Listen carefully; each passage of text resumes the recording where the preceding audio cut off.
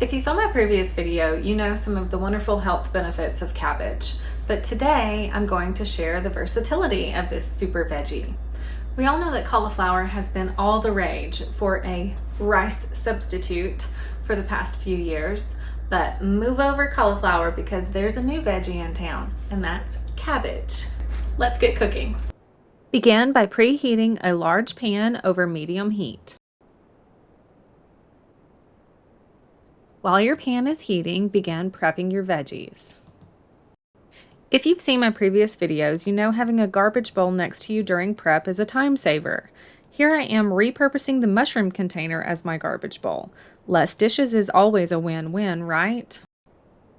I chose to cut my carrots on a bias, but of course feel free to cut the carrots however you prefer. Rustic chop is fine. Begin by sauteing the carrots in coconut oil and sesame oil. Layering your flavors with seasonings and oil is key in all cooking. More on this later and in future videos. But basically, in all cooking, you don't want to just dump all of your seasonings or oils all at one time. While the carrots saute, begin prepping your softer veggies that cook a little bit faster. A little tip with mushrooms is simply wipe them with a damp paper towel. Don't run them under water because that makes them tough and rubbery. And also watch out for the runaway mushrooms. Anyway, simply wipe them clean and notice a huge difference in the texture of your mushrooms. Now all of the veggies get to join the fun. And of course, we will begin layering flavors again. I am using liquid aminos for this recipe, however, you can use soy sauce. And I'm using coconut oil, but you can use any neutral oil of your choice. I wouldn't use something like extra virgin olive oil in this just because of the flavor, but any neutral oil would be fine. When sauteing, coconut oil is kind of my go-to because I know it has better health benefits and it also has a higher smoke point. For this recipe, that doesn't really matter because we're not heating anything too high, but I always have coconut oil on hand, and again, I'd like to saute with it. I used to always saute with extra virgin olive oil, but then learned it doesn't have as high of a smoke point, and so now I just save that for dressings pretty much. Onion powder, garlic powder, lemon pepper, crushed red pepper are always key ingredients in my recipes, but you can add or omit spices to your family's tastes. Here, I am mixing everything to make sure the seasoning is well distributed, but it is important to let it all sit, not mixing too much, because you want to get a good caramelization going on. So while those veggies saute and become very flavorful, let's prep the star of the show. Begin by removing the core.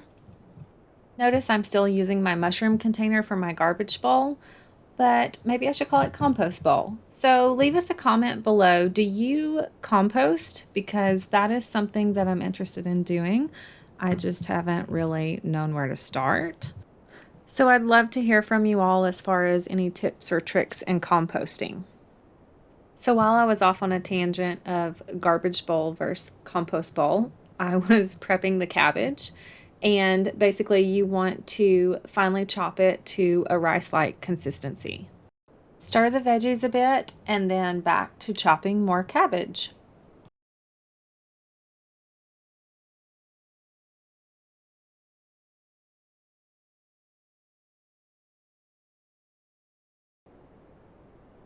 I know I said don't stir the veggies too much, but mine were caramelizing pretty quickly, so I just wanted to make sure they didn't burn. So yes, I'm stirring again. And now I'm prepping more cabbage again. I used the entire head of cabbage this time. I don't always do that when I make this recipe, but I did know that I wanted to have some leftovers for the week, so that's why this is so much. Of course, a key ingredient in any stir-fry recipe is ginger. Another cooking tip for you today is when you know you're going to be using ginger or microplaning ginger, keep it in the freezer because it's a lot easier to microplane. When removing the outer skin of ginger, you would typically use a spoon and just scrape it, but being it is frozen, you'll see I'm using my knife here to remove the peel. Let's stir those veggies again. And now is also the perfect time for a little chef sample to see how your seasonings are, if you need to add more or not.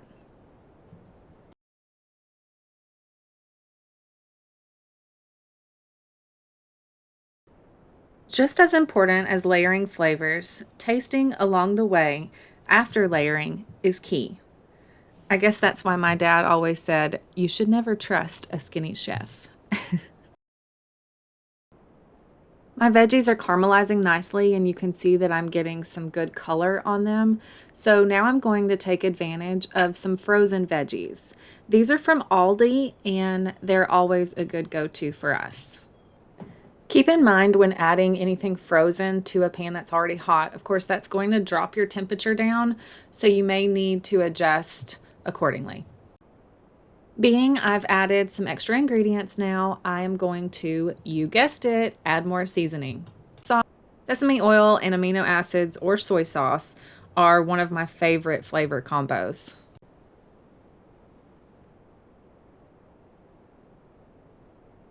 Of course, they are key ingredients in any type of stir-fry recipe. I also make an Asian slaw using liquid aminos and sesame oil. Of course, here I am talking about cabbage again, the key ingredient, and that is cabbage. But it is so yummy. Our family, it's one of our favorites. Maybe I just need to do a whole series on cabbage since apparently we eat a lot of it.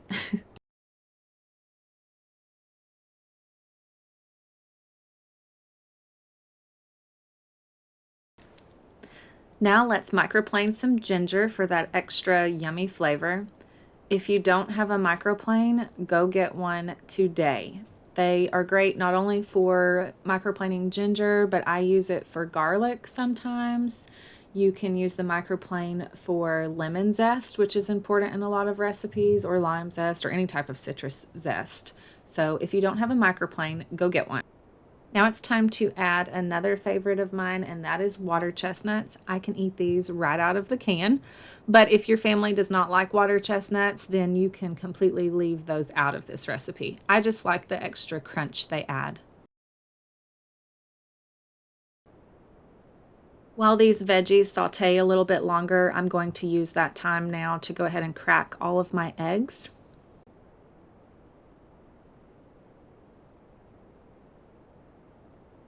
And I'm going to stir my veggies again just to check the caramelization on them in preparation for pulling them off the heat. My goal with this dish, and really any recipe that I make, is minimal cleanup, of course.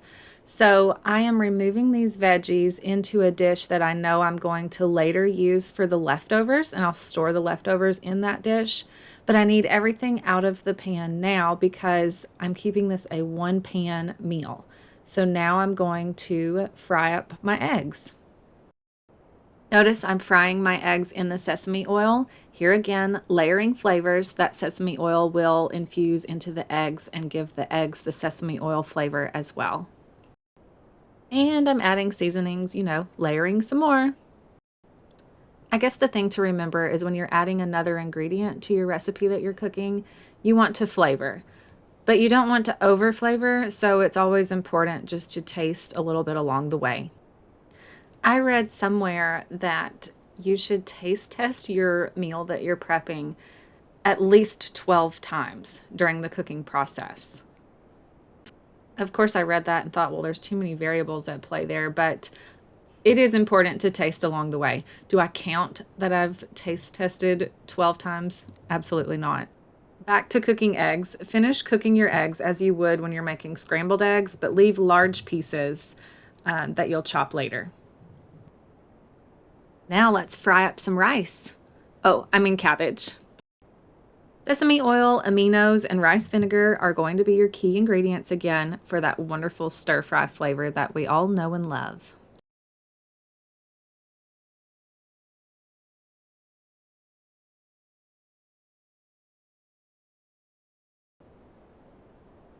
If you don't have rice vinegar at home, you can use apple cider vinegar, but I would recommend going and buying the rice vinegar if you don't have it.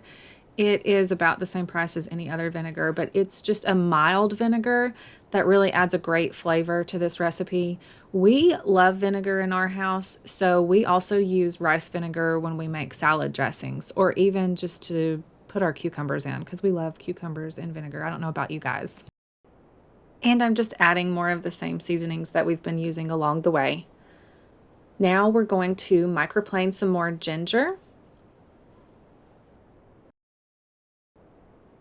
You'll see I'm putting aside those larger pieces of ginger, but don't throw them away. You can eat that just on its own, or you can even add that to tea. Ginger is so yummy and it has some great health benefits.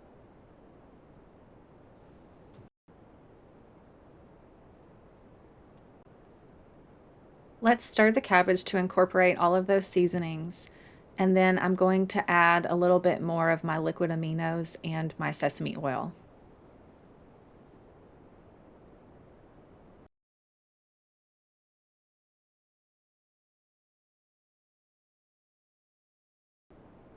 Like the veggies we cooked earlier, we want to leave the cabbage to kind of get a good caramelization on it as well. And so now we'll prep the egg. I don't finely chop the egg. Of course, you gotta have a chef sample too and do the happy dance.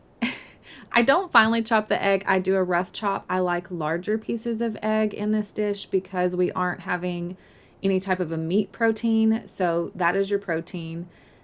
And so I like to leave the pieces larger, but you can make this however you prefer. Now I am chopping the green onion, and here again I'm chopping on a bias just to make it a little more fancy. But of course a rustic basic chop on onion is fine too. Now let's stir the cabbage. Everything's coloring nicely, starting to look a little bit more like rice. Truth be told, I had my heat a little too high here, and I almost burnt and ruined this entire dish. I did save it just in time, and I guess the lesson here is we all make mistakes in the kitchen, and we can come back from, so don't be afraid of cooking. It happens. Let's layer in some flavor one more time, and it is almost time to eat.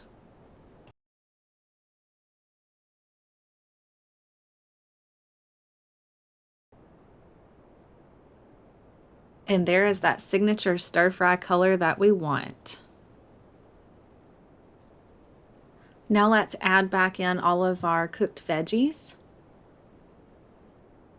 And we're going to bring everything back up to temperature.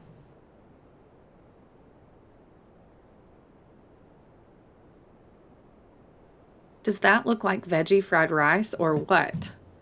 Of course, if you wanted to add any type of meat protein, you could. Chicken, filet, or even shrimp would be great in this dish as well.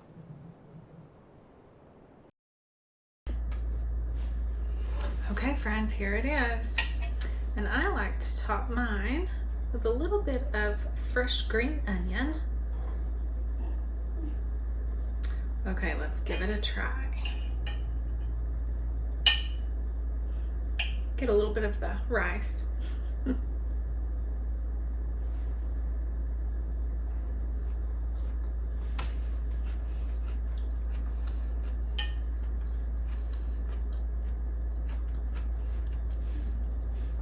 My opinion, even better than takeout, even better than rice. I know exactly what's in it, so I feel good about feeding my family this meal. I hope you try this one. I'm gonna take another bite.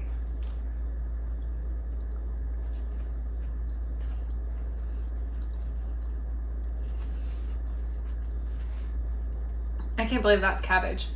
I hope for the next time that you are craving hibachi or takeout that you'll give this a try and feel good about knowing you're eating lots of veggies. So please follow, like, subscribe, and stay tuned for what's next.